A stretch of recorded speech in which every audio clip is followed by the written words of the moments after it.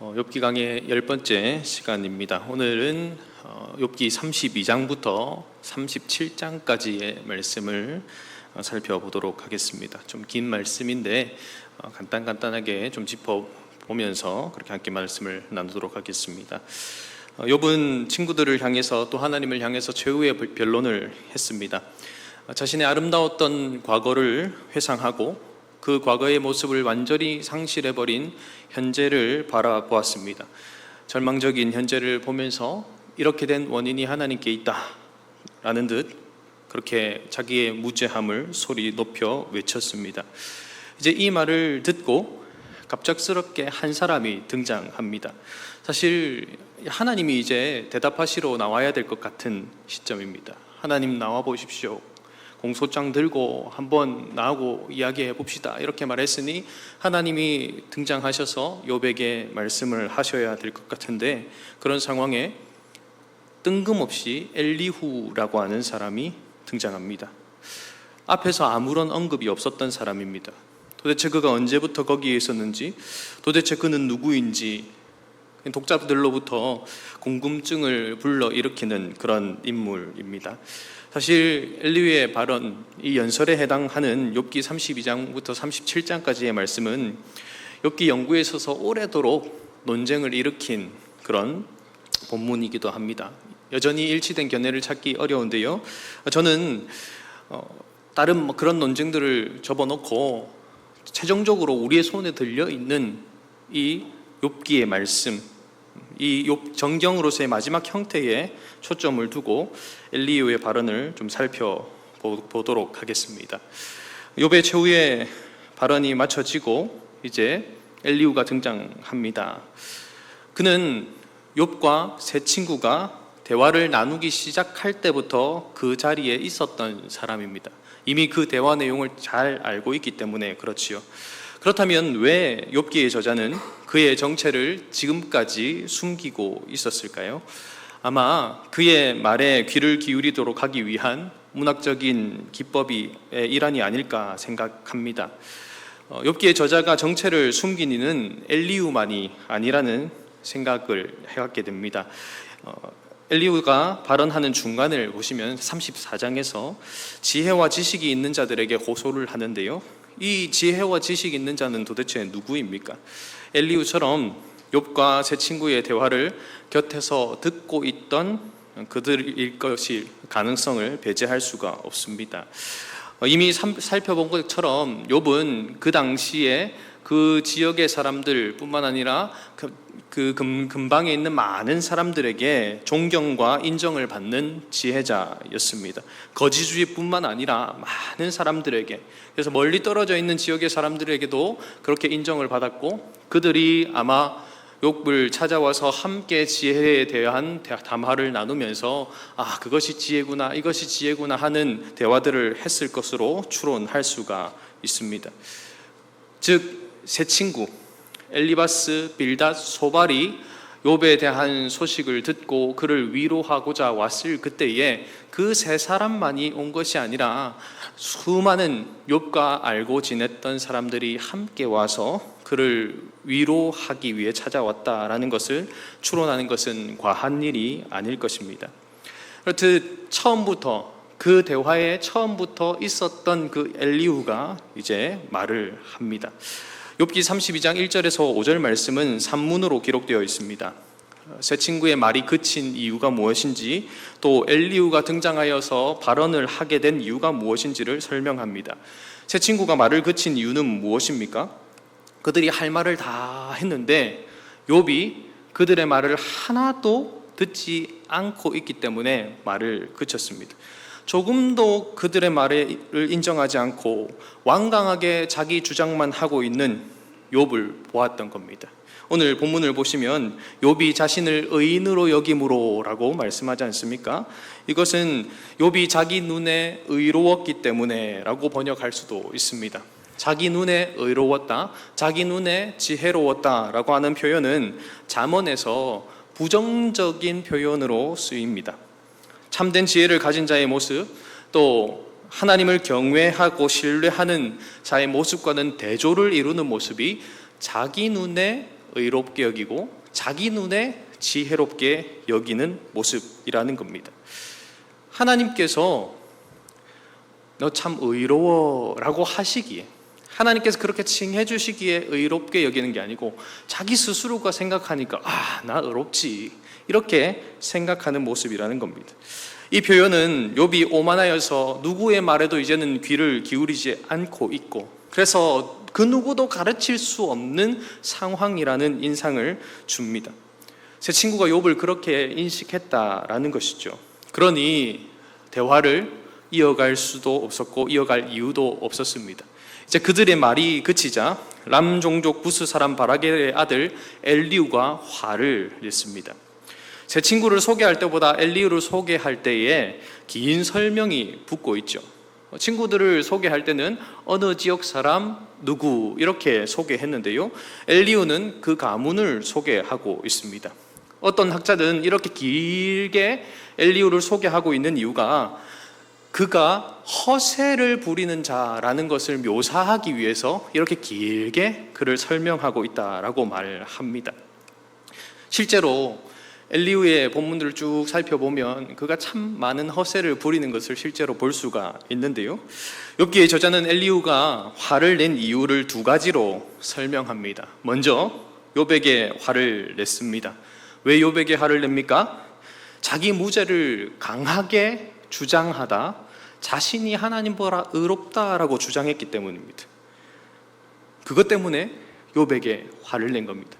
그리고 새 친구에게 화를 내지 않습니까? 그 새 친구에게 화를 낸 이유는 그들이 욥의 말에 변변한 답을 주지도 못하였고요, 또한 그의 잘못을 입증하지도 못했으면서 계속 하는 말은 너 죄 지었으니까 회개해야 돼, 너 잘못했어, 너 죄가 있으니까 그런 거야 라고 정죄하기만 바빴기 때문에 그렇습니다. 어떤 이는 욥이 새 친구에게 화를 낸 이유가 친구들이 욥이 죄인이라고 계속 죄인 취급했기 때문에 화를 낸 것이 아니라 그들이 죄인인 것을 입증해내지 못하는 것 때문에 하나님이 변덕스러운 분처럼 보이게 되어서 화가 났다라고도 말을 합니다. 어떠하든지 엘리우는 지금 단단히 화가 났습니다. 지금까지 아무 말 하지 않고 있었는데 말을 하지 않으면 않을수록 화가 났고요, 할 말이 계속 쌓여가서 터질 것 같은 포도주 그 병처럼 통처럼 그렇게 되어버렸다라고 말을 합니다. 그렇다면 지금까지 왜 엘리우가 아무 말도 하지 않고 있었을까요? 4절에서 5절 말씀을 보면 그 이유를 이렇게 말하고 있습니다. 엘리우는 그들의 나이가 자기보다 여러 해 위이므로 욥에게 말하기를 참고 있다가 세 사람의 입에 대답이 없음을 보고 화를 내니라. 엘리우가 그 네 사람보다 나이가 어렸다라는 겁니다. 고대 근동사회에서 연장자가 말을 하는 동안 연소자는 침묵해야 한다는 사회적인 관습이 있었습니다. 예전에 저도 어릴 때 생각해보면요, 어른들이 막 말씀하고 있을 때에 탁 끼어들면요, 항상 조그마한 게 뭐야, 끼어든 놈 이렇게 취급을 당했던 생각이 나거든요. 그런 모습이라는 거죠. 그러니 가만히 듣고 있을 수밖에 없었습니다. 그런데 이제 말할 기회가 생긴 겁니다. 왜 그렇습니까? 욥이 말을 탁 끝냈는데도 불구하고 새 친구가 아무 말도 하지 않는 것입니다. 그래서 이제 이 연장자들에게 해야 할 말을 참을 수가 없어서 말을 합니다. 그럼 이제 그의 말을 한번 들어볼까요? 지금까지 그가 말하지 못했던 이유를 먼저 6절에서 말합니다. 오래 사신 분들은 살아오신 만큼 지혜를 쌓아오셨을 것이기 때문에 그 지혜를 뒷전에서 듣고 싶었던 겁니다. 그저 그 지혜를 듣고만 있어도 좋을 거라 생각했습니다. 고난이 도대체 왜 왔을까라고 하는 이 주제를 가지고 대화를 나누는, 그래서 그 지혜의 대화를 들으면 내 마음이 시원해지겠구나, 그 고난에 대한 그것을 잘 통찰할 수 있겠구나 생각하고 가만히 듣고 있었는데요, 이게 웬일입니까? 그 어디에도 지혜가 없는 겁니다. 욥의 말에서도, 엘리바스의 말에서도, 빌닷의 말에서도, 소발의 말에서도 지혜를 찾을 수가 없었습니다. 그래서 감히 자기 의견을 내놓습니다. 그들에게 자기 말에 귀를 기울여야 하는 이유를 말하는데요. 8절에서 9절 말씀에서 그는 이렇게 말합니다. 그러나 사람의 속에는 영이 있고 전능자의 숨결이 사람에게 깨달음을 주시나니 어른이라고 지혜롭거나 노인이라고 정의를 깨닫는 것이 아니라. 자신에게 어른의, 노인들의 지혜를 능가하는 지혜가 있다고 말합니다. 하나님의 영, 전능자의 숨결이 그 지혜를 자신에게 주셨다라는 겁니다. 그래서 그 계시의 지혜를 가지고 있는 자신은 참된 지혜자라고 소개합니다. 그럴듯한 말처럼 보이지만 엘리후의 발언 전체를 생각하면 그의 말은 허세입니다. 진짜 신적인 지혜가 그에게 있지 않았습니다. 그리고 이 주장은 엘리바스가 욥기 4장에서 주장했던 바와 닮아 있습니다. 엘리바스는 환상 중에 어떤 말씀을 들었다라고 하지 않았습니까? 그리고 그의 말은 다른 두 친구에게 영향을 미쳤습니다. 그러나 욥은 엘리바스의 말과 빌닷의 말에 대해 반박하면서 누구의 정신이 내게서 나왔느냐라고 말했습니다. 누가 영감을 받아서, 누구에게 영감을 받아서 그런 말하니? 라는 물음이죠. 그리고 새 친구에 대해서 반박하면서 욥은 자신에게 하나님의 숨결, 즉 하나님의 그 영이 여전히 머물고 있다라고 언급했습니다. 즉 새 친구의 주장의 근거가 되는 영의 출현에 대해서 욥은 이미 부정했습니다. 그런 말을 엘리후는 이미 들었는데도 지금 자기의 주장의 근거로서 영이 말했다라는 것을 꺼내놓고 있는 겁니다. 그는 자기 의견을 내세웁니다. 새 친구에게서 지혜를 얻고 싶었으나 그러지 못했습니다. 주의 깊게 그들의 말을 들었으나 욥의 말을 제대로 반박하거나 제대로 답을 주는 사람이 없었다라는 것이죠. 그런 그들을 향하여서 엘리후는 핑계될 생각하지 말라고 경고합니다. 13절 말씀을 보시면 자신들이 할 만큼 했는데 욥이 꿈쩍도 하지 않으니 하나님께서 이제 욥을 정신 차리게 할 차례다 라고 하면서 뒷걸음질 치지 말라는 겁니다. 그런 변명하지 말라는 겁니다. 그러면서 그는 당신들이 했던 논리 말고 다른 논리로 욥에게 접근하겠다고 말합니다. 하지만 궁극적으로 엘리후는 그 친구들이 가지고 있던 논리에서 벗어나지 못합니다. 어떤 논리입니까? 인과응보의 논리, 보응신앙의 논리에서 벗어나지 못한다라는 겁니다. 그는 하고 싶은 말이 너무 많았습니다. 18절 말씀을 보시면 내 속에는 말이 가득하니 내 영이 나를 압박함이니라. 전능자의 숨결을 통해서 깨달음을 얻은 자기 영이 자기에게 말할 수밖에 없도록 계속해서 충동하고 있다라는 것입니다. 계속 말을 해야, 하고 싶은 말이 많고 해야 할 말이 너무 많다는 것을 그렇게 말하고 있는 것이죠. 32장 마지막으로 그는 어떤 부당한 편견을 갖고 말하지 않을 것을 말합니다. 그리고 사람에게 영광 돌리지 않을 것도 약속합니다. 누구에게 아첨할 줄도 모르는 사람이지만 혹시라도 누군가에게 아첨하듯이 내가 말하면 하나님께서 지체 없이 자신을 처단할 것이라고 말합니다. 욥이 최후의 변론에서 사용했던 그 신적 심판으로서의 자기 저주를 사용하면서 말하고 있는 것이죠. 이렇게 살펴봤던 32장의 말씀을 보면 엘리후의 이 발언은 새 친구의 모습과 욥의 모습을 겹쳐 보이도록 만듭니다. 하나님의 영을 운운하며 말하는 면이나 신적 심판으로서 자기 저주를 하는 모습이나 그것을 통해서 자기의 말을 정당화하는 모습이나 모두 이 친구들을 닮았다라는 겁니다. 그러나 사랑하는 성도 여러분, 그런데 우리에게도 이런 모습이 있지는 않습니까? 누군가에게 조언할 때에 영적인 어떠함을 운운하고 있지는 않느냐라는 겁니다.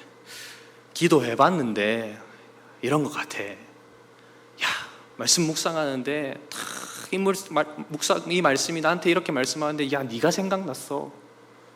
설교 듣는데 네가 너무 생각나더라. 이런 말 하면서 그렇게 말하고 있지는 않느냐라는 겁니다.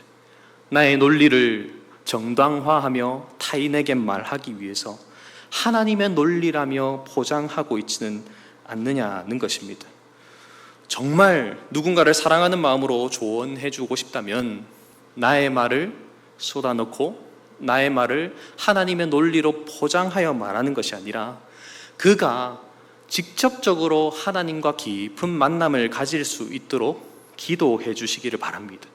그리고 그가 하나님을 만날 수 있는 자리, 하나님의 음성을 듣고 깨달을 수 있는 그 자리로 그를 데리고 나오십시오. 내가 들은 어떤 말을 그에게 전해주기 위해 힘쓰는 것이 아니라 그 사람이 직접 하나님의 음성을 듣고 하나님의 음성에 순종의 반응을 할 수 있도록 돕는 것이 우리가 할 일입니다. 내가 말을 많이 하고 내가 기도해 봤는데, 내가 묵상해 봤는데, 내가 설교 들으면서 네가 생각났는데가 그를 변화시켜 주는 것이 아니라 그가 직접 하나님을 만날 그때에 그의 삶 가운데 변화가 있는 것입니다. 혹시나 지금까지 우리가 엘리후의 모습처럼 행동했던 것이 있다면 돌이키고 직접적으로 문제를 경험하고 있는 자가, 우리의 조언이 필요한 있는 자가 하나님 앞에 나와서 하나님의 음성 들을 수 있도록 돕고 기도하는 저와 여러분 되기를 간절히 소망합니다. 새 친구를 향한 말을 쏟아놓은 엘리후는 이제 욥에게 말합니다. 진지하고 정직하게 자기 마음속에 있는 말을 토로한다라고 고백하면서 한 번 더 하나님의 영이 나를 지으셨고 전능자의 기운이 나를 살리신다라고 4절에서 말을 하지요. 자기 말에 신적 계시의 힘을 싣고 있습니다. 그리고 그를 안심시키는 말을 하는데요, 욥과 자신은 하나님 앞에 동등하고 흙으로 지음받은 존재에 불과하기 때문에 나를 두려워할 필요가 없다라고 말하면서 대화를 시도합니다. 그리고 엘리후는 욥에게 그가 했던 모든 말을 들었다라고 말하면서 그가 했던 말을 요약하고 있습니다. 이 요약이 8절에서 11절까지 있습니다. 33장 8절에 11절까지 있는데요, 이 말씀을 읽어보면 잘 요약했네 라고 생각이 드는데 실제적으로는 좀 왜곡된 그런 요약입니다. 그가 했던 말을 종합하면 충분히 그렇게 요약할 수도 있겠으나 욥이 하지 않았던 표현들을 쓰면서 요약하며 욥의 말을, 욥의 의도를 좀 왜곡하고 있다라는 것이죠. 욥이 고통의 책임을 하나님께 돌리는 것, 그걸 엘리후는 도무지 참고 견딜 수가 없었습니다. 그래서 말을 합니다. 그가 너무 잘못된 생각하고 있다고 말이죠. 유한한 인간인 욥이 무한하신 하나님과 논쟁하려고 하는 사실 자체를 엘리후는 비판합니다. 하나님이 사람의 말에 일일이 대답하셔야 하는가? 라고 질문합니다. 어떠십니까? 하나님께서 우리가 말하면, 질문하면 모두 다 대답해 주셔야 되는 의무가 있으신가요? 그렇지는 않겠죠. 또 어떨 때는 우리가 하나님 앞에 질문했을 때에 하나님이 대답해 주셔도 우리가 깨닫지 못할 수도 있지 않습니까? 우리가 어린 자녀들을 양육할 때에 아이들이 이것저것 막 물을 때에 다 대답해 주셨습니까? 아니면 몰라도 되는 것은 그냥 넘어가셨습니까? 넘어가신 게 훨씬 더 많지 않습니까? 그런 것들을 생각하면 하나님이 일일이 대답 안 해주셔도 됩니다. 아니, 대답해 주셔야 될 법한 것조차도 대답해 주시지 않는다고 해서 하나님이 잘못하시고 있는 것은 아닙니다. 왜 그렇습니까? 그것이 하나님의 자유이기 때문에 그렇습니다. 그렇다라고 지금 엘리후가 말하고 있는 거죠. 무엇보다도 엘리후는 이어지는 발언을 통해서 하나님께서 대답하셨으나 사람이 듣지 못함이 문제임을 언급합니다. 14절 말씀을 함께 보십시오. 33장 14절입니다. 함께 읽어볼까요? 33장 14절 함께 읽습니다. 시작.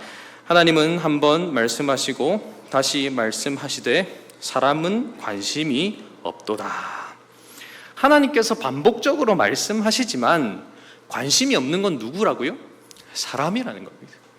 자기 듣고 싶은 것은 잘 들으려고 하는데 하나님 진짜 하시고자 하는 말은 죽어도 안 듣는 것이 사람이라는 겁니다.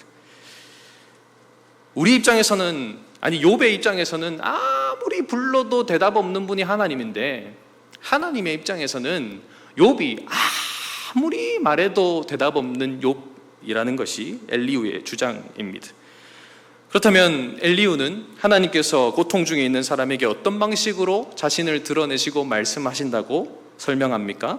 두 가지를 설명하는데요. 이 설명을 통해서 엘리후는 중요한 전환을 합니다. 지금까지 세 친구는 계속해서 고통의 원인에 대한 쪽으로 시선을 뒀습니다. 왜 이 고통이 왔나? 무엇 때문인가? 결국은 죄가 아닌가? 이렇게 말이죠. 그런데 지금 엘리후는요, 이 고통의 원인을 향하던 시선을 고통의 목적으로 바꿉니다. 한번 시선을 틀어봐. 목적이 있어. 라는 것이죠. 자, 그러면 첫 번째는 하나님 어떻게 말씀하십니까? 꿈과 환상을 통해서 말씀합니다. 꿈과 환상을 통해서 사람의 귀를 여시고 경고하신다는 것이죠. 그 경고를 듣고 그의 행실을 버리고 교만으로 인한 멸망을 막아서 구원하시려는 의도가 거기에 있다는 겁니다. 경고는 훈육, 지도, 교정을 의미합니다. 경고라고 하는 것은 지혜 문학에 있어서 가장 대표적인 용어라고 할 수 있는데요. 잠언은 항상 이 경고를 받아들여라 라고 명령합니다. 하지만 욥에게 있어서 꿈은 어떤 것이었습니까? 경고이고 교정을 위한 도구였습니까?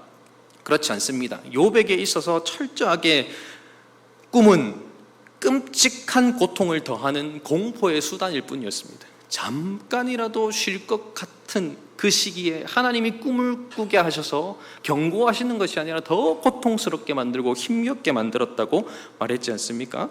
두 번째로 엘리후가 말하는 하나님의 이 소통 수단은요, 질병의 경험입니다.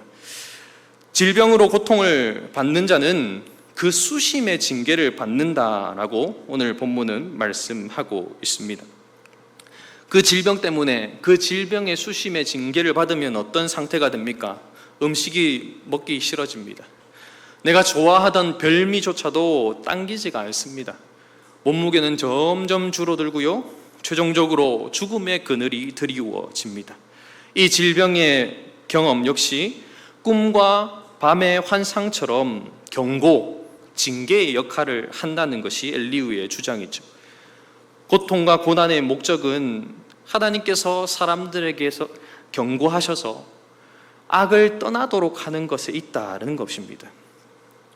인과응보의 차원을 넘어서 경고하고 훈육하고자 하는 하나님의 의도가 들어있는 것이 고난이라고 그렇게 말합니다.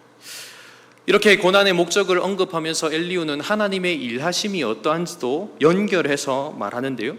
고난을 다루시는 하나님의 일하심을 보십시오. 천사 중에 하나가 해석자로 그 고난당하는 자에게 나타납니다. 그리고 하늘의 뜻을 전하는 겁니다. 33장 23절을 보시면 그의 정당함을 보일진대 라는 말이 있는데요. 이 말은 고통받는 자에게 고통의 의미와 행해야 할 올바른 일을 알려준다라는 말입니다. 해석자를 통해서 그 말을 듣습니다. 그 의미, 고통의 의미를 듣고 행해야 될 일을 들었다면 그 사람은 어떻게 할까요? 그 이대로 순종하겠죠.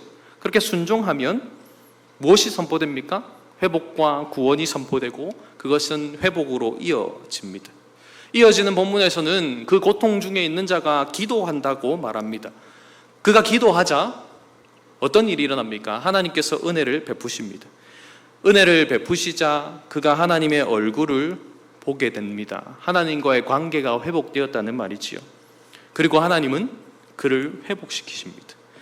그야말로 은혜의 원리를 따라서 일하시는 하나님을 엘리후는 말하고 있습니다. 이 말을 통해서 엘리후가 말하고 싶은 것이 무엇입니까? 고통에 궁극적인 목적이 있다라는 겁니다. 고통의 궁극적인 목적은 멸망이 아니라는 겁니다. 하나님께서 보여주시는 그 징계하시는 훈육하시는 그 방법들을 통하여서 하나님은 징계하심으로 사람을 구원으로 이끌어 가신다라는 겁니다. 33장 29절에서 30절의 말씀을 보시면 하나님은 이 모든 일을 제3 행하신다라고 말하죠.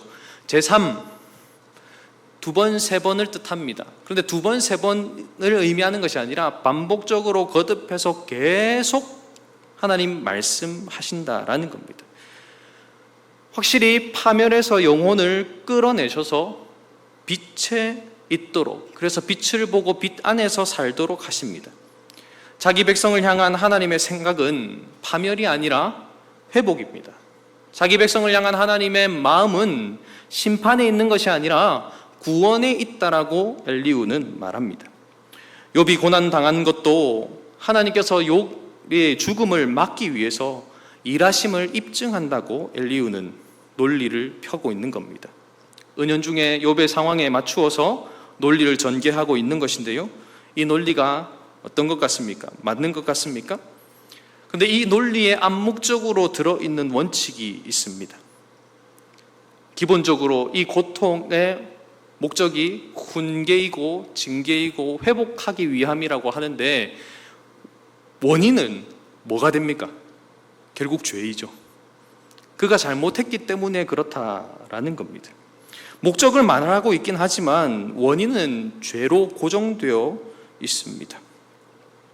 제 친구가 가지고 있었던 인과응보의 원리를 엘리후 역시 그대로 가지고 있고 그 원리대로 말하고 있는 겁니다.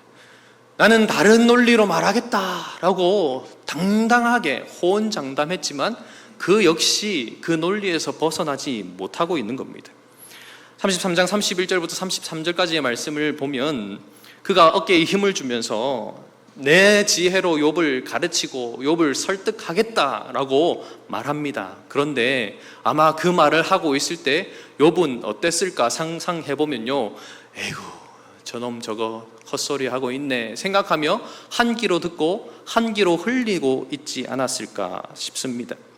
엘리후는 자신이 하는 말을 주의 깊게 주목하라고 다시 요청하면서 34장에서 새로운 발언을 시작하는데요, 이 발언에서 엘리후는 지혜자를 소환합니다.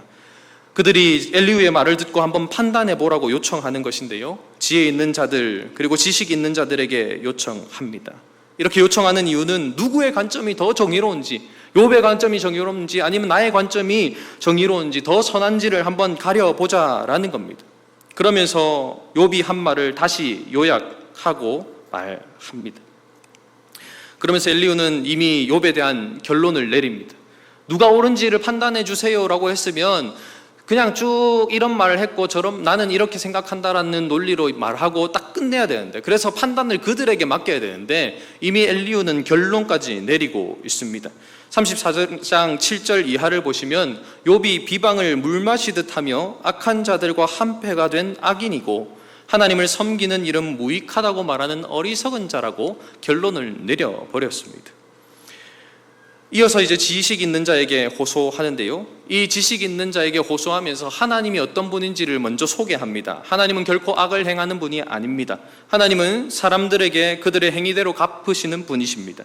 하나님은 그 누구도 방해할 수 없는 절대적인 주권을 가지신 분입니다. 절대 주권을 가지신 하나님께서 인간의 생사화복을 자유롭게 결정하시고 주장하신다라는 겁니다. 하나님께서 절대 주권을 지니고 통치하시며 그렇게 나아갈 때 그 통치의 원리는 정의를 행하심이다. 이것을 엘리후가 언급하는 것이죠. 이제 말의 방향이 욥을 향합니다. 17절을 보십시오. 이렇게 질문 던지고 있습니다. 정의를 미워하시는 이시라면 어찌 그대를 다스리시겠느냐? 의롭고 전능하신 이를 그대가 정죄하겠느냐? 이 수사적 질문은 34장 전체의 핵심 구절이라고 할 수 있는데요, 엘리후는 주권적 통치의 핵심이 정의를 행하심이라고 생각합니다. 그리고 하나님의 이 주권적 통치에서 벗어나는 사람은 있을까요? 없습니다. 그 누구도 하나님의 손 안에 있지 않은 자가 없다라는 겁니다. 하나님의 감찰을 하시면서 벗어날 수 있는 자가 없다라는 겁니다. 모든 자에게 하나님은 공의를 행하고 계십니다. 심지어 하나님의 공의로운 심판은 즉각적이고 공개적으로 일어난다고 소개합니다. 대중에게 있어서 그런 즉각적이고 공개적인 심판은 하나님의 공의와 정의가 유효하다라는 것을 보여줄 뿐만 아니라 그들이 그 길을 따르지 않도록 하는 학습 효과를 발휘한다고 말하지요. 그리고 이어서 엘리후는 주권적인 하나님께서 고유의 자유를 가지고 세상을 다스리신다고 고백합니다. 하나님이 세상에서 일어나는 모든 부조리와 사람들의 질문에 반드시 대답하셔야 하는가? 라고 질문을 던집니다. 그렇지 않다는 것이죠. 하나님께서 사람들의 질문에 침묵하실 자유도 있고요, 사람들에게 자기의 얼굴을 보이지 않을 자유도 있다는 겁니다.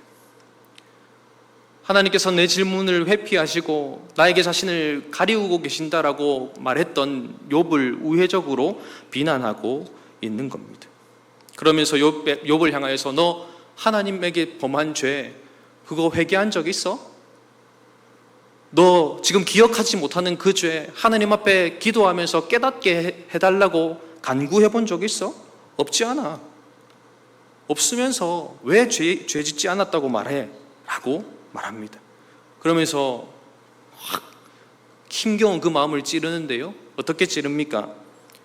하나님의 심판, 거절한다고 해서 하나님이 심판 바꾸지 않을 것이라는. 그러니까 엘리후는 욥을 향해서 야, 네가 가지고 있는 그 사고체계 좀 바꿔봐, 상황을 판단하는 그 사고의 틀 바꿔봐 라고 권면합니다. 엘리후는 이러한 욥을 계속 비난하면서 지혜 있는 자와 지식 있는 자들이 욥을 어리석다라고 결론 내릴 것을 단정합니다. 엘리후의 관점에서 욥은요, 악인일 뿐입니다. 욥에게 방금 했던 권면을 자신에게는 대입할 수는 없을까라는 생각이 사실 듭니다. 지금 자기가 가지고 있는 그 인과왕보의 틀이라고 하는 그 틀에서 좀 벗어나서 엘리후도 생각할 수 있지는 않을까라는 생각입니다.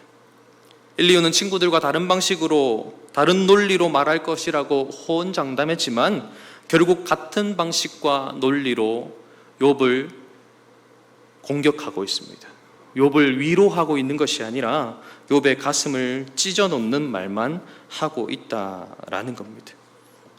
엘리후는 34장 마지막에서 욥이 철저하게 심판받기를 원하며 이미 지은 죄도 모자라서 반역을 더하는 악인처럼 굴고 있기 때문에 하나님이 그가 항복할 때까지 철저하게 그를 연단시켜야 한다고 생각을 쏟아놓습니다. 우리 성경에서 우리와 어울려 손뼉을 치며 라는 번역은요, 우리가 보는 앞에서도라고 번역하는 것이 좀 더 의미를 잘 살릴 수 있는 번역인데요, 우리가 보는 앞에서도 하나님 앞에 반역을 더했다라는 겁니다. 이제 35장에서는 엘리후가 하나님은 사람과 전적으로 다른 존재이고 인간의 모든 부르짖음에 응답하지 않으실 수 있다는 논리를 바탕으로 말을 이어갑니다. 욥의 의로움은 어디서 온 겁니까? 하나님에게서 온 겁니까? 스스로 난 겁니까? 이 질문에 어떤 대답을 해야 할까요? 사실 이 질문을 던지면 욥은 내가 지금 그거 따질 때냐? 라는 생각을 할 겁니다. 그것조차 알고 엘리후는 질문을 던진 거죠. 그야말로 답을 정해놓고 질문을 던진 겁니다.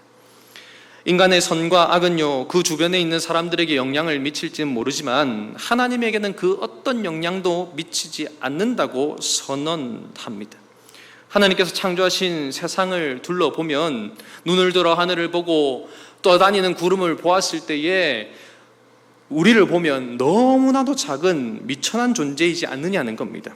그런 존재인 우리가 범죄하고 악행을 행한들 하나님에게 무슨 영향이 있고 또 선을 행한들 하나님께 무슨 영향이 있겠냐라는 말을 합니다.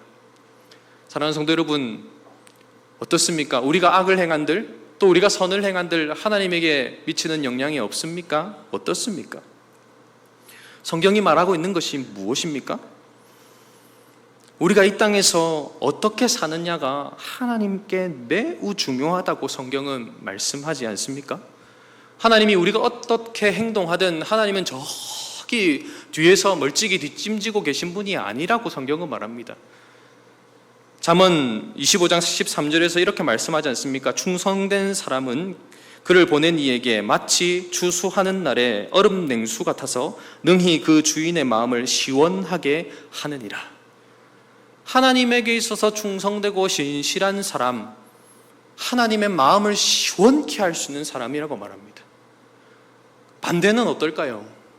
그런 사람 때문에 하나님의 마음이 어떨까요? 깝깝하다 하시지 않겠습니까?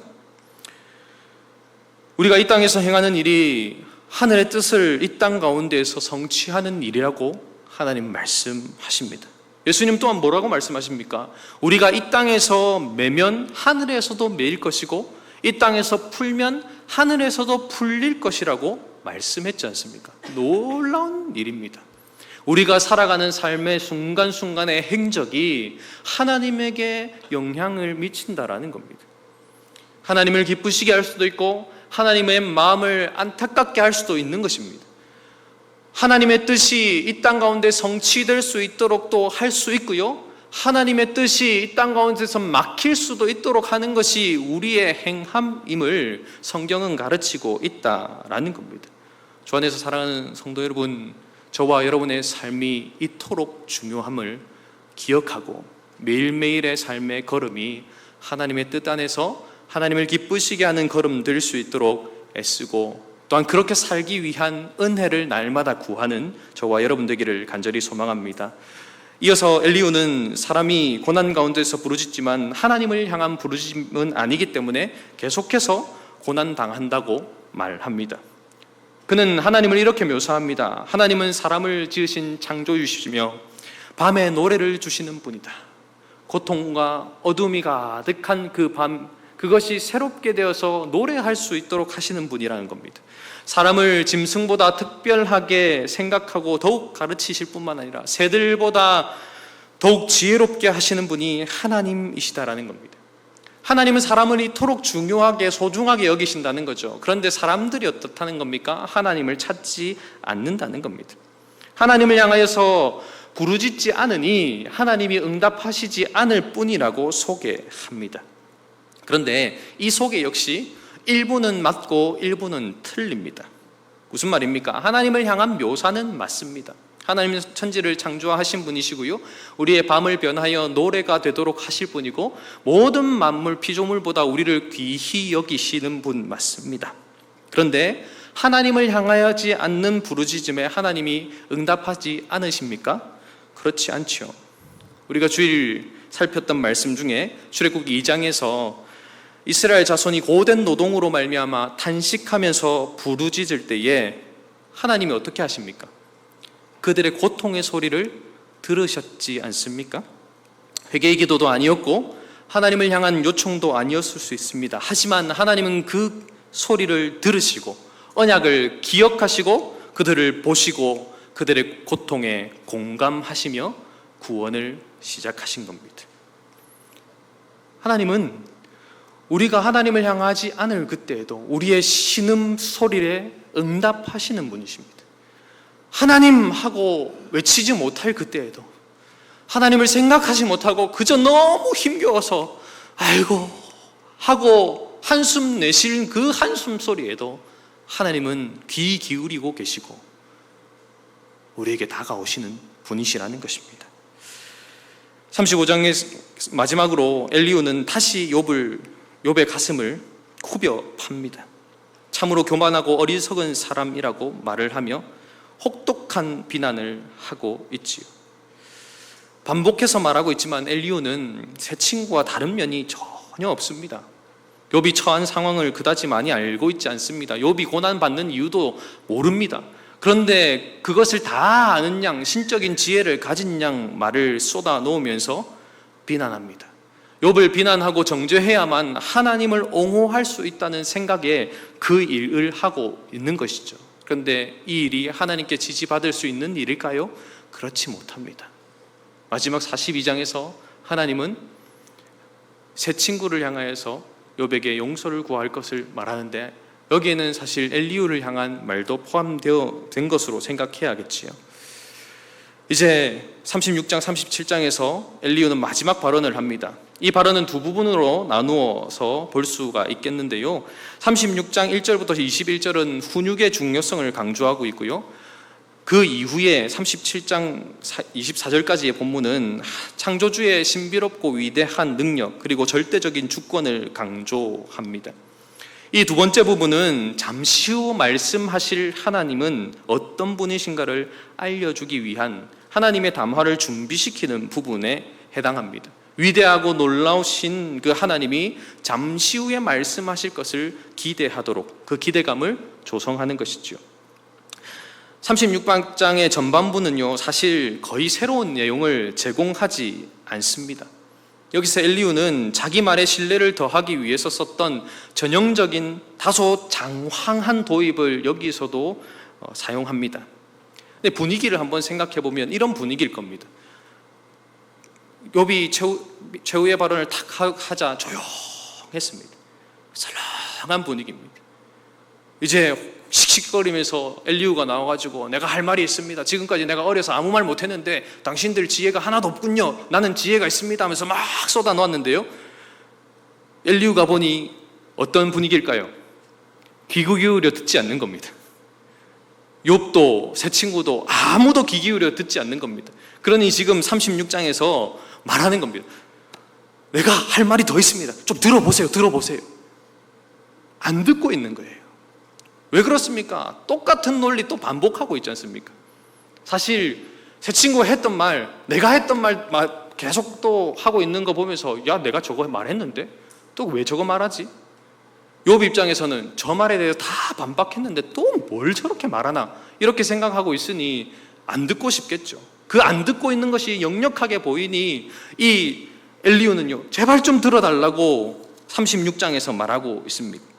36장 2절 말씀을 보십시오. 나를 잠깐 용납하라. 내가 그대에게 보이리니 이는 내가 하나님을 위하여 아직도 할 말이 있습니다. 이 나머지 사람들은요, 용납할 생각이 없는 겁니다. 안 듣고 싶은 겁니다. 에이, 뭘 말해, 더 들어봤자 뭐 하겠어. 지금 하고 있는데 지금 어떻게든 막 안달복달하면서 쭉 꼭 들어봐 주세요, 이거 말하고 있는 겁니다. 그러면서 하나님의 의로우심을 밝히겠다고 호언장담합니다. 그러면 자기 자신을 뭐라고 표현하냐면요, 온전한 지식을 가진 이라고 표현합니다. 대단한 자신감으로 말하지만 그 이후의 발언에서 그에게 온전한 지식은 찾아보기 어렵습니다. 교만함일까요? 아니면 제발 좀 들어달라고 하는 간곡한 표현으로서 이 말을 하고 있는 걸까요? 어떠하든 간에 그는 이미 했던 고난이 가진 훈계의 기능을 강조할 뿐 다른 말을 하지 못합니다. 하나님에 대해서 쭉 설명을 하면서 하나님 무한한 능력과 지혜를 지니시고 자비를 행하시는 분이라고 말씀하면서 그 지혜와 능력을 어떻게 사용하는지를 쭉 설명을 합니다. 이렇게 하나님께서 은혜를 베풀고 계시는데 이 하나님을 향하여서 반응하는 것은 각자의 몫이라고 말하죠. 하나님께서 은혜를 베푸실 때에 순종하면 형통한 날 즐거운 해를 보낼 것이고요, 그렇지 않으면 망할 거라는 겁니다. 경건하지 않은 자들은 하나님이 치셨다는 사실을 깨닫긴 하지만 하나님께 도움을 구하지 않아서 일찍 죽어 허무한 삶을 마감하게 될 것이라고 말합니다. 하나님은 고난 속에 있는 자를 구원하시는 분이라고 마무리하지요. 전형적인 보응신학의 원리, 인과응보의 원리를 또 말하고 있는 겁니다. 새로운 게 없습니다. 새로운 건 말하겠다고 말했지만 새로운 게 없다는 겁니다. 이런 말을 들은 욥에게 네가 어떻게 해야 될지 알겠지? 라고 말합니다. 하나님의 심판에 지혜롭게 대응하라는 것입니다. 하나님의 훈계를 들었다면 죄를 돌이키고 순종하라. 하나님은 악인마저도 멸망하지 않고 회개함으로 구원에 이르기를 원하는 분이시기에 네가 그렇게 해야 해 라고 말합니다. 이러한 엘리후의 말이 얼마나 욥에게 얼토당토하는 말일까요? 모든 재산을 잃고 건강도 잃고 자녀를 다 잃은 판에 엘리후가 회개하고 나면 기름진 것이 놓인 상을 얻게 되고 넉넉한 곳을 얻게 된다라고 말하는데 그에게 있어서 이게 무슨 의미가 있을까요? 고난으로 인하여서 신음하고 하나님을 향하여서 끊임없이 질문하고 있는 욥에게 엘리후의 말은 그 어떤 위로도 되지 않는 말일 뿐입니다. 그렇게 말을 쏟아놓은 엘리후는 마지막으로 이제 하나님을 묘사하고 있는데요, 하나님과 변론하는 일이 무익한 일임을 깨닫도록 하려고 하나님의 위대하심을 강조합니다. 하나님은 높이 계신다고 진술하면서 말을 시작하는데요, 그렇게 시작한 엘리후는 하나님과 같은 선생님이 누구인가? 라고 묻습니다. 이는 대답을 기다릴 필요가 없는 수사적 질문이지요. 누구도 하나님과 같이 가르칠 수 있는 존재가 없습니다. 왜냐하면 하나님 전지전능하신 분, 우리를 창조하신 분이시기 때문에 그렇지요. 또한 하나님 그러한 분이기 때문에 하나님을 향하여서 누가 이래라 저래라 할 사람이 있겠습니까? 누가 하나님께 불의를 행했다고 말할 수 있겠느냐는 겁니다. 없지요. 그런데 욥이 그렇게 말했다는 겁니다. 욥이 믿기에 하나님이 고난을 통해서 괴롭게 하시는 것을 보니 하나님이 자신을 의인으로 생각하는 것이 아니라 죄인으로 여기고 있다는 겁니다. 욥은 모든 인간 참여자와 동일하게 봉신하게 사로잡혀 지금 상황을 판단합니다. 이어지는 본문에서 엘리후는 하나님에게 묻기보다 노래를 통해서 하나님 찬양하고 하나님 예배해라 라고 권합니다. 욥이 창조된 피조세계를 충분히 묵상하지 않고 피조세계를 통해서 하나님을 올바르게 예배하지 않고 있기 때문에, 피조세계를 만드신 하나님을 예배하지 않고 있기 때문에 자기 판단에 몰두되어 있다는 겁니다. 그러니 그것을 깨닫고 예배해라, 하나님 예배해라, 하나님께 초점 맞춰라 라고 말합니다. 왜 그렇게 해야 할까요? 하나님의 주권적 통치를 통해서 인생을 향해 주시는 교훈과 지식을 깨닫도록 하기 위함이라고 말합니다. 그래서 엘리후는 긴 발언을 통해서 하나님의 능력이 어떤 방식으로 자연 속에서 드러나는지를 쭉 설명을 합니다. 이를 통해서 엘리후는 고통과 정의에 대한 해답을 제공하고자 한 것입니다. 폭풍이 일어나는 것을 보라고, 여러 기상현상을 관장하시는 그 하나님을 보라고, 밝은 태양의 그 영광을 보라고 말합니다. 하나님이 세계를 어떻게 움직이시는지를, 하나님의 크신 능력, 온 우주를 움직이시는 능력을 배우고 깨달으라. 이것을 안다면 인간 세계를 공의롭게 심판하시는데 부족함이 없는 그 하나님의 공의를 깨닫게 될 것이다 라고 말합니다. 엘리후는 길게 장황하게 폭풍과 여러 가지 기상현상 그리고 태양을 언급하면서 하나님의 위대하심을 드러냈습니다. 그리고 그 과정에서 욥을 향하여서 중요한 질문을 하나 던지는데요, 이 질문은 하나님께서 욥을 향하여서 던지실 질문의 형태와 유사합니다. 37장 18절 말씀을 보십시오. 이렇게 질문을 던집니다. 그대는 그를 도와 구름장들을 두들겨 넓게 만들어 녹여 부어 만든 거울같이 단단하게 할 수 있겠느냐. 이 말이 무슨 말이냐면요, 창조 때 하나님께서 하신 것처럼 하늘을 만들 수 있니? 라고 묻는 거죠. 대답은 정해져 있지 않습니까? 욥은 그렇게 할 수가 없습니다. 어떻게 욥이 하늘을 창조하겠습니까? 이러한 질문과 진술을 통해서 여호와 하나님의 말씀하심을 기대하게 합니다. 마지막에 엘리후는 욥을 향하여서 전능자를 찾는 노력은 이제 그만하고 어리석음을 버리고 그를 경외해라고 권면합니다. 어리석음을 버리고 그분을 경외하면 그분이 찾아오실 것이기 때문에 그렇습니다. 그것이 또한 지혜이기 때문에 그렇지요. 엄청나게 장황한 말을 엘리후가 쏟아 놓았습니다. 누구보다 많은 말을 쏟아 놓았습니다. 한 번의 말입니다. 그런데 이 장황한 엘리후의 말에 욥도 제 친구도 어느 누구도 대답하지 않습니다. 이미 말씀드린 대로 이미 했던 말의 반복이기에 무엇을 더 말하겠느냐라는 겁니다. 장황한 말을 들으셨습니다. 길게 들으셨는데요, 마지막으로 이 엘리후의 발언을 통해서 생각해 볼 점을 좀 살펴보고자 합니다. 첫 번째는요, 나의 말에 힘을 실으려고 영적 권위를 빌리고 있지는 않느냐라는 겁니다. 이미 생각했던 것처럼 말이죠. 그러한 모습이 우리에게는 필요 없습니다. 어떤 모습이 우리에게 갖춰야 될 모습입니까? 그런 말을 하지 않더라도 신뢰를 얻을 수 있는 사람이 되어야 한다라는 겁니다. 저분이 말하면 맞아, 저분이 말하면 충분히 신뢰할 만해 라는 그런 사람이 저와 여러분이 되어야 된다라는 겁니다. 두 번째로 생각해 보아야 할 것은, 우리가 믿는 삼위 하나님은요, 위대한 하나님, 우리가 도무지 범접할 수 없는 하나님 맞습니다. 하지만 엘리후가 말한 것처럼 그 하나님이 멀리 계시지 않습니다. 우리와 가깝고도 따뜻한 관계를 맺길 원하십니다. 엘리후가 놓친 부분이 그것이지요. 사랑하는 성도 여러분, 여러분은 가깝고도 따뜻한 관계를 맺기를 원하셔서 지금도 여러분 안에 여러분 곁에 계신 그분을 인식할 뿐만 아니라 경험하며 살아가고 계십니까? 아니면 너무나도 멀리 계신 그분 이렇게 생각하고 계십니까? 사랑하는 성도 여러분, 하나님이 끊임없이 성경을 통해서 약속하신 바가 무엇입니까? 내가 너와 함께 하겠다. 멀리 계신 것이 아닙니다. 함께 하고 계시겠다고 말합니다.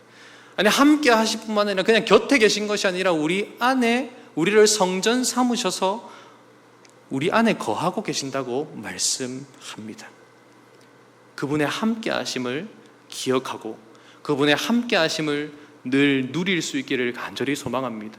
고난 중에 있다 할지라도, 어려움 중에 있다 할지라도, 이해하지 못할, 풀어내야 될 그런 인생의 숙제 가운데 있다 할지라도 하나님이 우리를 외면하고 계신 것이 아니라 함께하고 계시고 우리의 마음을 알고 공감하시고 계시고 우리보다 더욱더 말할 수 없는 탄식함으로 우리를 위해 기도하고 계신 줄 믿습니다.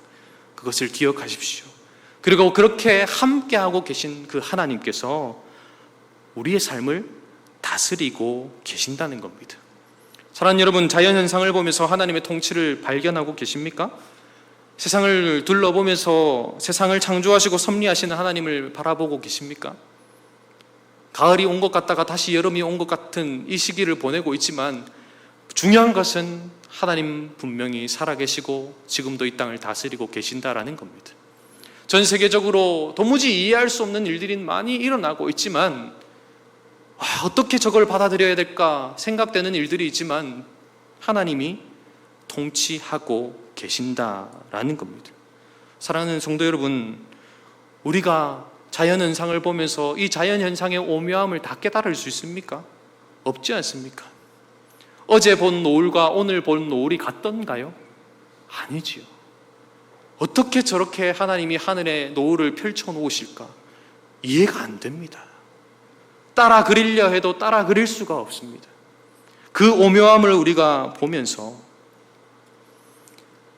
나의 인생의 고난과 나의 인생의 문제도 다 이해할 수 없는 것이니 이해하려고 애쓰기보다 그 속에서 나는 무엇을 해야 할까? 그 속에서 하나님이 나를 어떻게 다루어 가실까를 바라볼 수 있는 지혜가 있기를 간절히 소망합니다. 고난에 하나님의 목적이 있습니다. 물론 그 목적을 어찌 다 이해할 수 있겠습니까? 어찌 다 알 수가 있겠습니까? 중요한 것은 그 모든 고난의 세월을 다 지나고 보면 깨닫게 될 겁니다. 아, 나의 그 모든 발걸음 구주께서 인도해 주셨구나. 그가 함께 하시지 않은 걸음이 없구나 라고 말입니다. 그것을 지나오고만 느끼지 마시고 고난을 통과하고 있는 지금 생각하실 수 있기를 바랍니다. 지금 내가 고난을 걷고 있지만 주님이 나와 함께 하시는구나. 이 시간도 가깝고도 따뜻한 관계를 맺기를 원하셔서 지금 내 곁에 계시는구나. 그리고 이 고난을 통하여서 나에게 인내를 이루시고 인내를 온전히 이룸을 통하여 나로 온전하고 구비하여 조금도 부족함이 없는 그 모습, 우리 구주, 우리 하나님을 닮은 모습으로 나를 빚어 가시겠구나라는 것을 기억하고 이 고난의 시간들, 힘겨움의 시간들을 묵묵히 걸어내고 인내할 수 있는 저와 여러분들 수 있기를 간절히 소망합니다.